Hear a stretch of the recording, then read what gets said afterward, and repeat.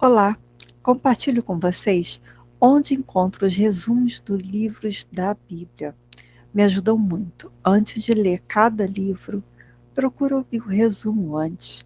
Isso me ajuda tanto. Espero que faça o mesmo na vida de vocês. Vou dar um exemplo aqui que está em Romanos. No final do vídeo eu apresento onde encontrar os demais vídeos. Deixo um beijo no coração de cada um. Tenha uma semana maravilhosa, muito abençoada.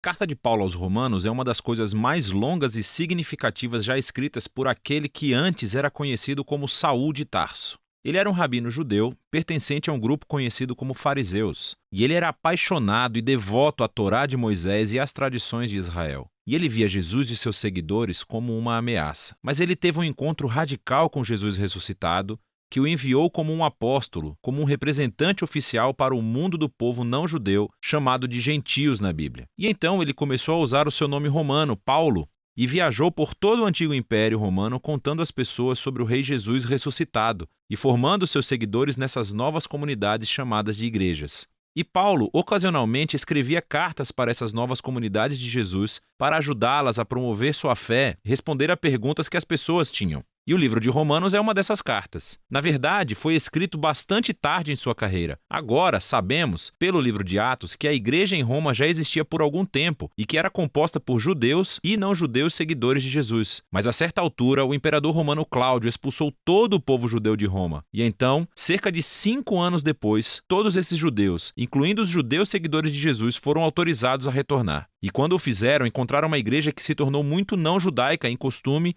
e prática. E isso criou muita tensão, de modo que nos dias de Paulo, a igreja romana estava dividida. As pessoas discordavam sobre como deveriam seguir a Jesus. Elas estavam debatendo sobre se os cristãos não judeus deveriam celebrar o sábado, comer kosher ou ser circuncidados. E assim, Paulo escreveu essa carta com alguns objetivos em mente. Ele queria que essa igreja dividida se unificasse e tinha um propósito prático para isso. Ele esperava que a igreja romana se tornasse uma base para que a sua missão fosse ainda mais para o oeste, até a Espanha. E assim, foram essas circunstâncias que motivaram Paulo a escrever sua mais completa explicação do Evangelho, a boa nova que ele estava anunciando sobre a vida, morte e ressurreição de Jesus. A carta foi criada para ter 4 movimentos principais, mas é unificada como uma longa e fluente exploração do Evangelho.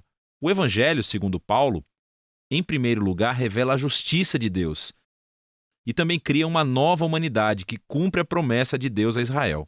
E é este evangelho que vai unificar a igreja.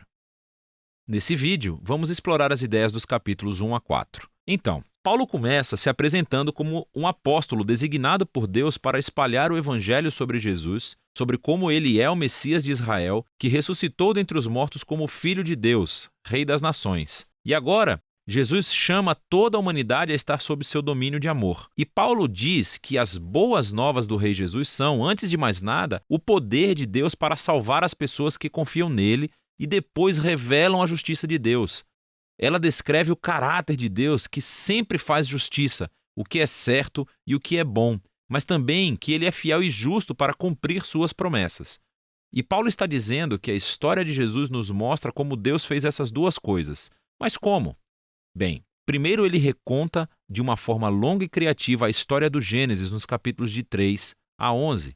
Ele mostra como todo o mundo gentil, todas as nações estão presas em um ciclo de pecado e egoísmo. O coração e a mente humana estão partidos, afirma Paulo. Nos afastamos de Deus para abraçar a idolatria, o que significa encontrar significância suprema em coisas criadas e dar maior fidelidade a essas coisas que não são Deus.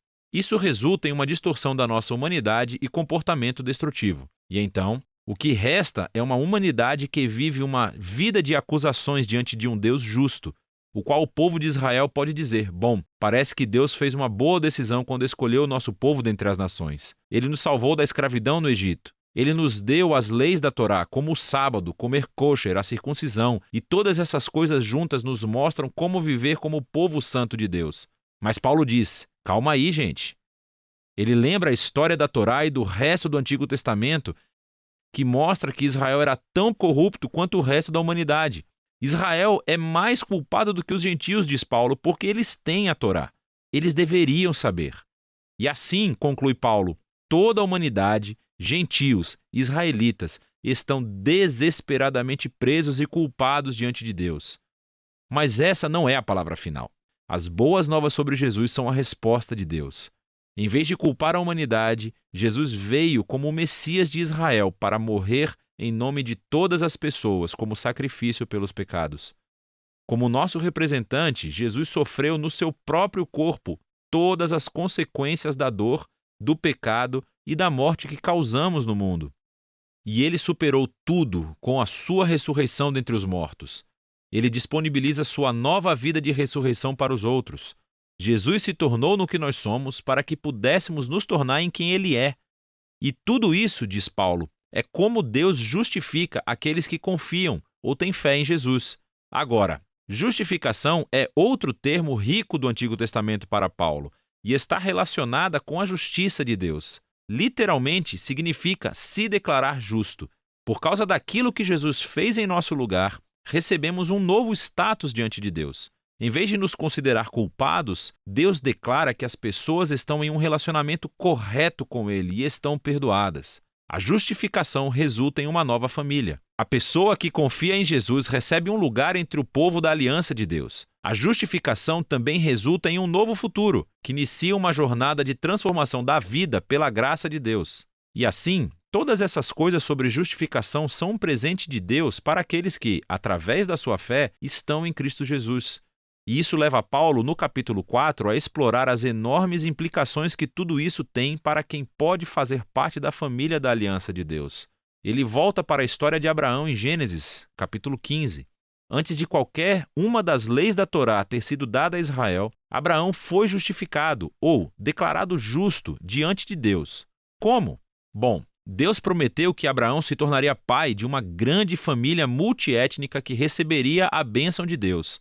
Mas ele e sua esposa Sara eram muito velhos, nunca conseguiriam ter filhos. Mesmo assim, Abraão tinha uma fé radical e confiança na promessa de Deus, e, portanto, Deus declarou que ele era justo. E assim, Paulo diz, agora Abraão tornou-se o pai da nova família da aliança e está se espalhando por todo o mundo.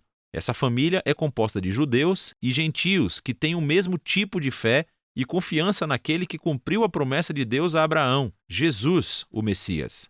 Então, vamos fazer uma pausa e resumir as ideias principais de Paulo aqui nos capítulos de 1 a 4, porque elas são a base para entender o restante da carta. Esse resgate, no entanto, não vai acontecer através de pessoas que tentam obedecer às leis da Torá.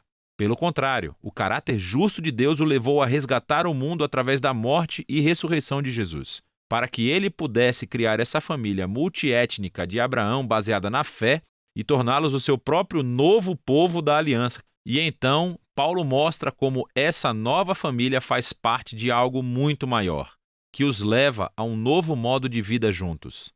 Mas tudo vai estar enraizado nessas ideias centrais exploradas no capítulo de 1 a 4 da carta de Paulo aos Romanos.